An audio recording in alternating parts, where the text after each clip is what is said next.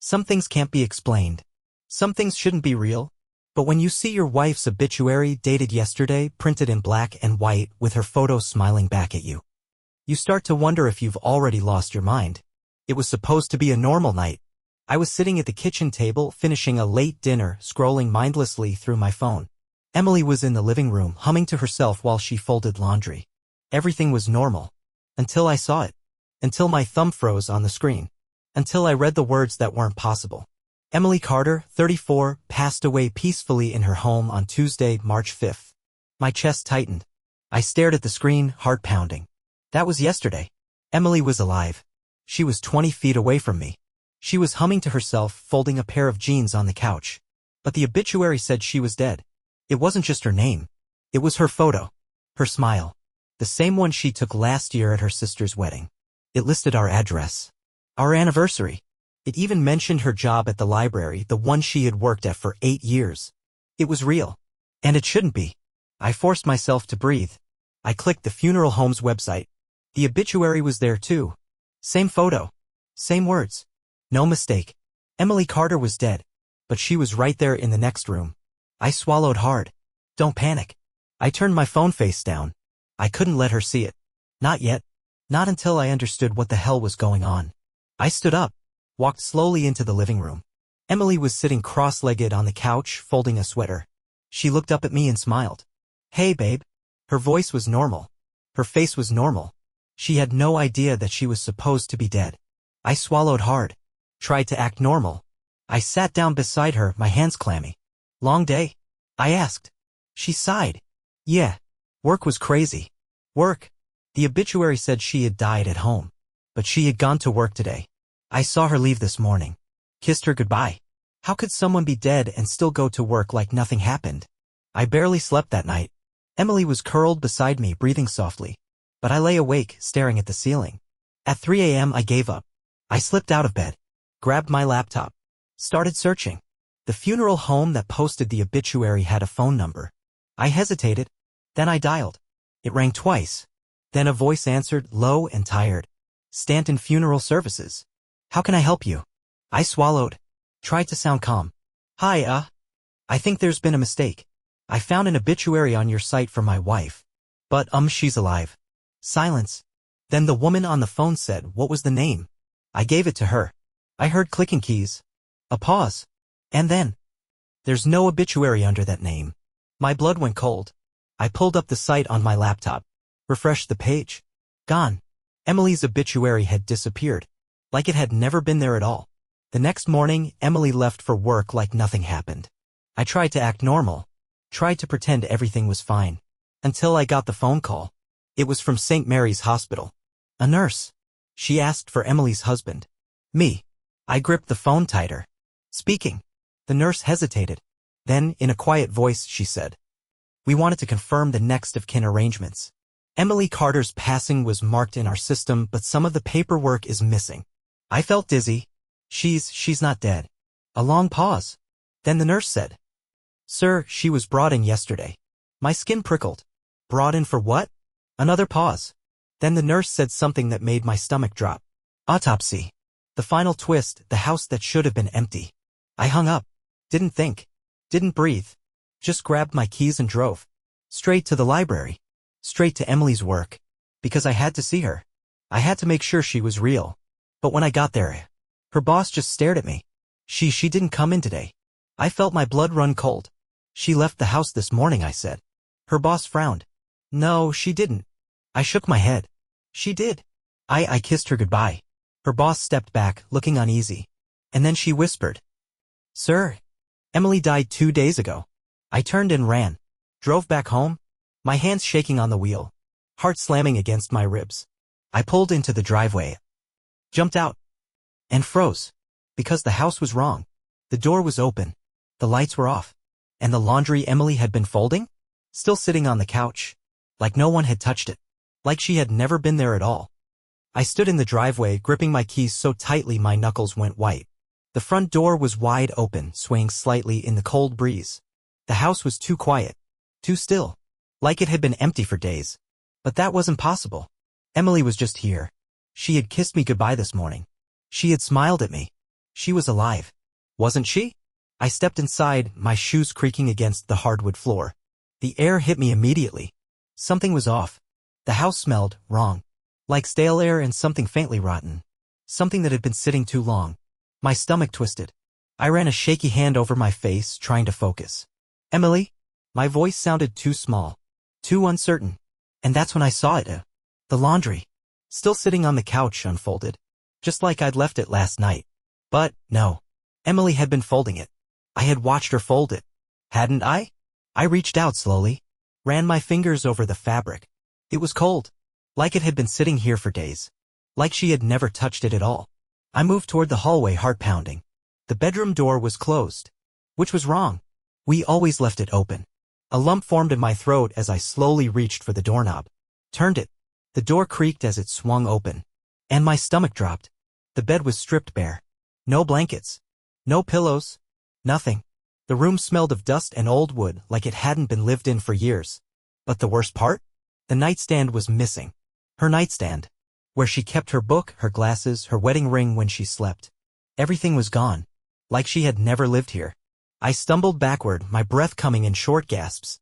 I turned, rushing to the closet. I yanked the doors open. Empty. No clothes. No shoes. No scent of her perfume lingering in the air.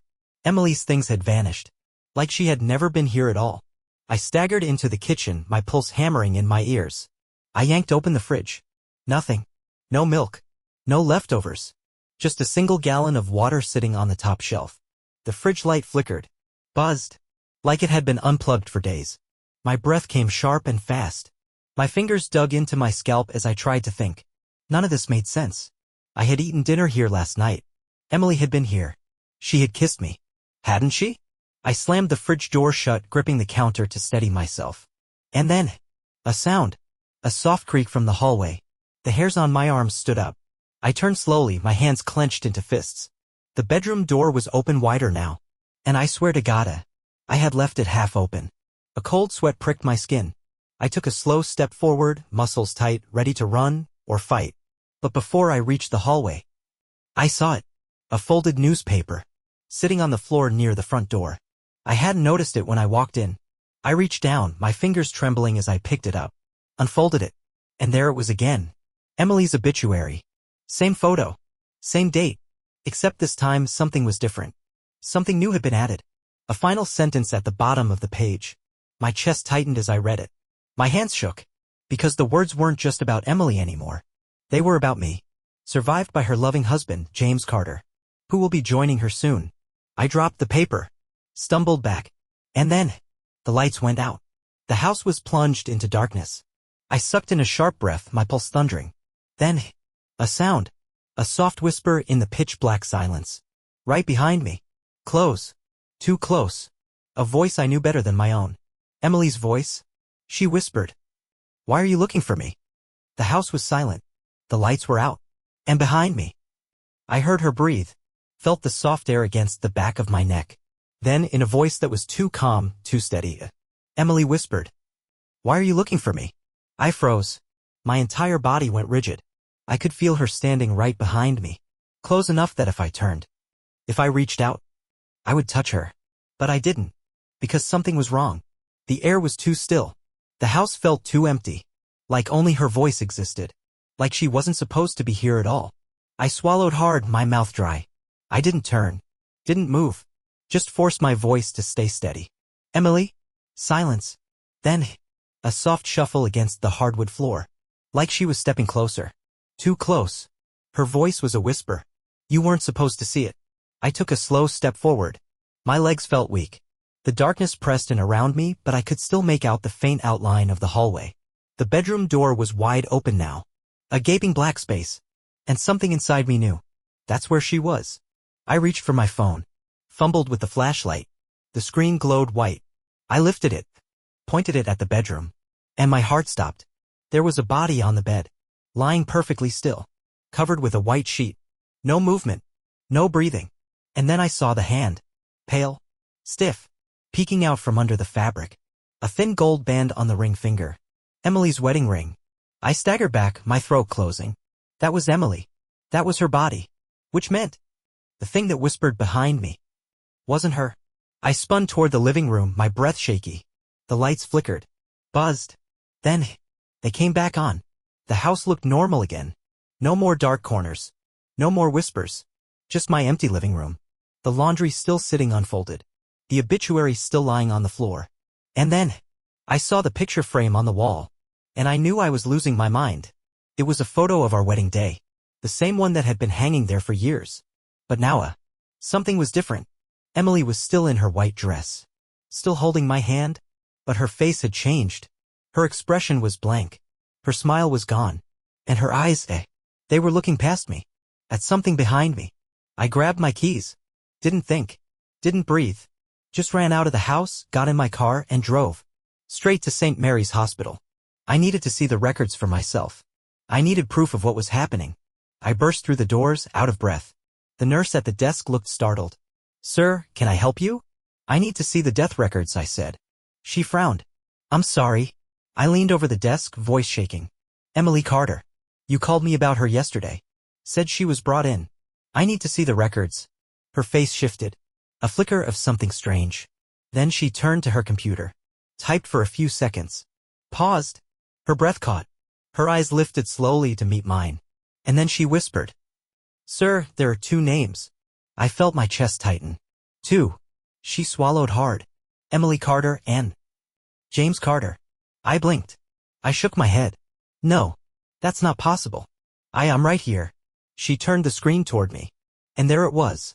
The death certificate. Not just for Emily. For me. James Carter. Date of death, March 5th. Yesterday. I stumbled back. My body felt weightless. Like I wasn't really there. Like I had been somewhere else this whole time. I grabbed my phone. Pulled up my messages. Scrolled through my texts with Emily. Everything was still there. All our old conversations. Except the last message. The one from last night. I didn't remember sending it. But there it was. A single text. From me. To Emily. Sent at 2:13 a.m. "See you soon." I stared at it, my hands trembling. And then, a notification popped up. A new text. From Emily. I felt sick. Because Emily's phone was at home. Because Emily was dead. But my phone buzzed again. And the message appeared on the screen. 3 words. Words I will never forget. "Come home, James." The text stared back at me. "Come home, James." Sent from Emily's phone. But Emily's phone was at home. Emily's body was in our bedroom. Emily was dead. And so was I. I gripped the hospital counter, my breath coming in short, sharp bursts. The nurse's eyes were wide, confused. "You look pale," she said. "Do you need to sit down?" I ignored her. Pointed to the screen. "The death certificate. The one with my name on it." "This is a mistake," I whispered. "I'm not dead." She hesitated. Then turned back to her computer. Typed something. Clicked. Paused. And then, she frowned. "That's strange," she muttered. She rotated the screen back toward herself. Started typing faster. Her eyes darted across the monitor, her face slowly changing. Like she was seeing something she wasn't supposed to. Then she froze. And before I could ask what was wrong, she reached up and turned off the screen. Looked at me with empty eyes. And said, "I'm sorry, sir. There's no record of you here." I stumbled out of the hospital. My fingers shook as I pulled out my phone. I scrolled to my call history. The nurse from yesterday, the one who called about Emily. Gone. No record of the call. I checked my texts. Every message from Emily was still there. Except for one. The first message I ever sent her. The one from years ago when we first started talking. It was erased. Like our relationship had never started. Like I had never existed in her life. I pulled up my contacts. Scrolled to Emily's name. Clicked. And my stomach dropped. The contact information was blank. No phone number. No email. Just a name. And beneath it in gray text. No longer available. I gripped my head. Tried to breathe. Tried to tell myself I was still here. That I was real. But my hands were trembling. Because deep down I knew if Emily was gone, then so was I. I drove home. Fast. Too fast. The roads felt strangely empty. Like the world was shrinking. Like only one place still existed. And that place was waiting for me. When I pulled into the driveway, the house looked different. Darker. The windows were pitch black, like the house was hollow. Like it had been abandoned for years. And yet, the front door was open. Just a crack. Like someone had been expecting me. Like someone had left it open just for me. "Emily." I stepped inside. The house was silent. The air was thick, heavy, like a place that had been sealed shut for years. And then, I saw the obituary, sitting on the kitchen table. Crisp, fresh, like it had just been printed. I picked it up with shaking hands, and my breath caught in my throat, because this time, there was another sentence added to the bottom. A message meant just for me. We're ready for you now.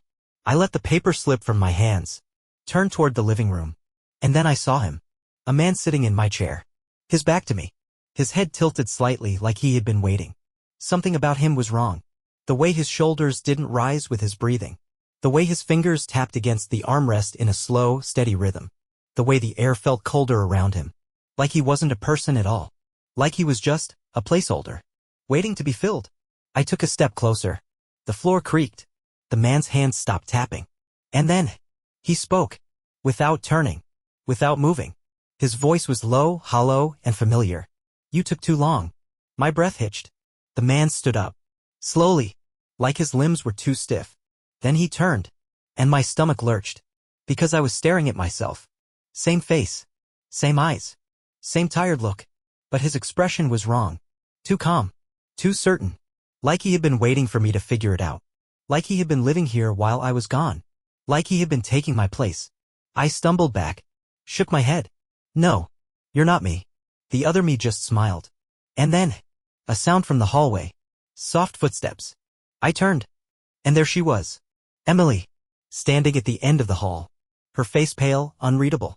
She tilted her head. And whispered. You shouldn't have come back. I felt sick. I turned toward the door. It was closed now. No way out. The air was thicker. I felt like I was being swallowed whole. Like I was standing in a place that didn't belong to me anymore. The other me stepped closer. You left, he said. His voice was identical to mine. You were supposed to stay gone. Emily reached for his hand. Held it. Like they had always been together. Like they had never needed me at all. And then, with that same soft smile, she whispered. It's time for you to rest now, James. Something pulled at my chest. A deep, cold weight. Like I was being dragged down into the floor. Like I was fading. And as my vision blurred, as the world around me darkened, I realized the truth. Emily had died. And I had died with her. I just hadn't accepted it yet. But now, it was time. The last thing I saw was the other me sitting back down. Emily curling up beside him. Like nothing had changed. Like I was never there at all. And then, everything went black. Thank you for watching my video. I will be very pleased if you subscribe and like this video. You can also share in the comments a scary story that happened to you or your loved ones, and we will definitely tell it on our channel.